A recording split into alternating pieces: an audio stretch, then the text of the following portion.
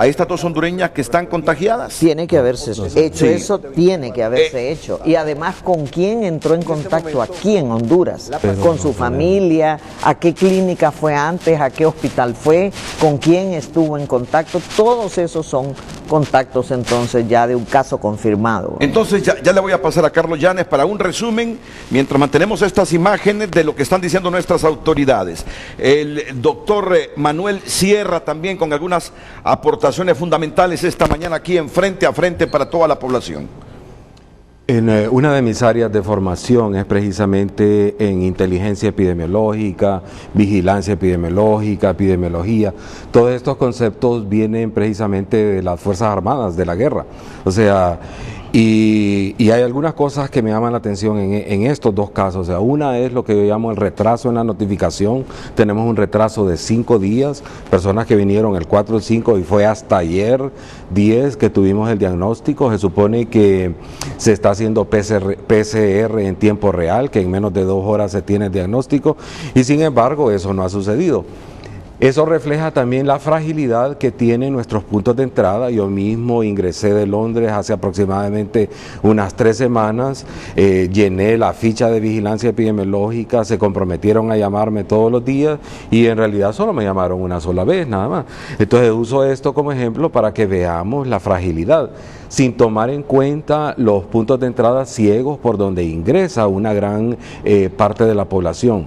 Entonces el llamado, como hizo la doctora Palou a nuestra población, es que frente a la evidencia de que ya el virus está circulando desde hace varios días en nuestro país, lo que nos toca es actuar responsablemente, cuidarnos y sobre todo a las personas mayores, tener precauciones especiales, especialmente en sitios públicos, y quizás disiento un poco con la doctora Palou en cuanto a la hipertensión y la diabetes, porque en el tema de enfermedades crónicas se les llama los asesinos silenciosos, porque se supone que en Honduras aproximadamente un 9% de la población arriba de 40 años es diabética, un 25% de la población es hipertensa, y el gran problema es que el 66% de esa población diabética e hipertensa no sabe su condición.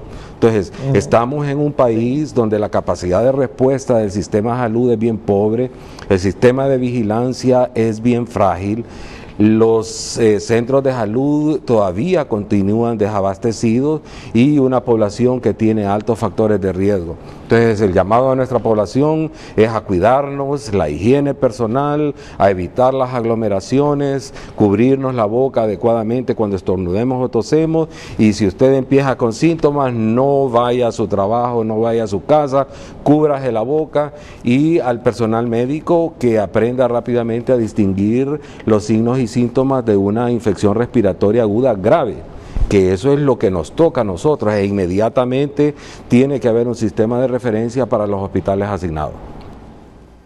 Miren esta sugerencia, ustedes han escuchado tanto a la doctora Elsa Palou como al doctor Manuel Sierra.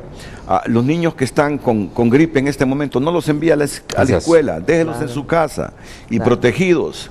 Si ya usted siente temperatura en un niño, no lo envíe a la escuela. Dele seguimiento ahí en su casa o con el médico. Vaya al hospital y si tiene capacidad a un médico privado. Es decir, porque reconozcamos algo, que posiblemente, por lo que hemos visto en otros países, los hospitales públicos se van a saturar, ¿verdad? Así es. Se van a saturar. Entonces, ¿y los privados? Por eso les decimos todas las opciones. No envíe a sus niños si ya percibe que tienen gripe, que tienen temperatura, que tienen dolor de cabeza, mejor chequéelos en su casa y los lleva al médico. ¿Qué decirle a la gente en un escenario como el que estamos planteando y que ya sabemos ocurre hoy en todo el mundo, licenciado Felipe Pineda? Bien, creo que es muy común.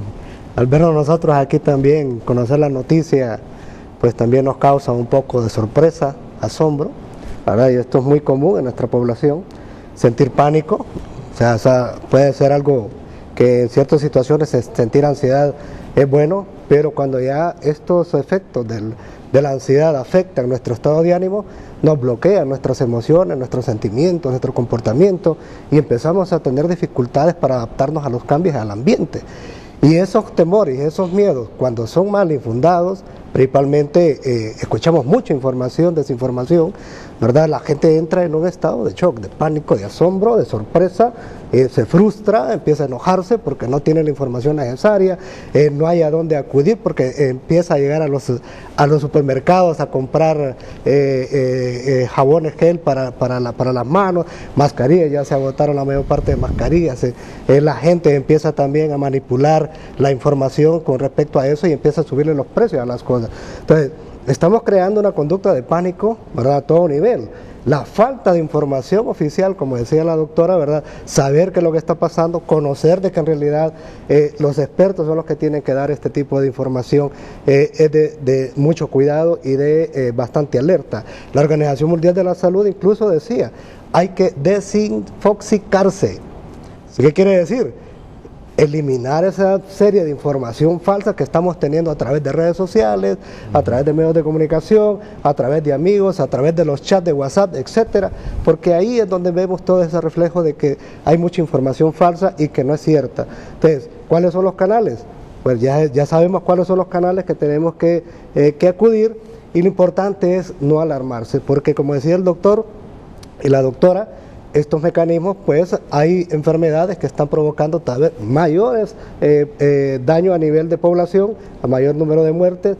Estas ansiedades lo que provoca, el trastorno de pánico, provoca miedo, y el miedo, la gente empieza a tener miedo a la muerte, miedo a lo que va a pasar si me enfermo, miedo a qué va a pasar con mi familia, miedo a qué va a pasar con mi trabajo. Ahorita hay mucha gente que ya está preparando testamentos y muchas cosas, ¿verdad? Entonces hay que tener mucho cuidado con esto porque estamos dando una información totalmente falsa de lo que en realidad es la enfermedad o el virus del coronavirus. Entonces hay que tener esta información, y muchas gracias, don Renato, por tener este espacio, porque esta es la información de la parte científica y académica que en realidad debería estarse promocionando a niveles de redes de comunicación.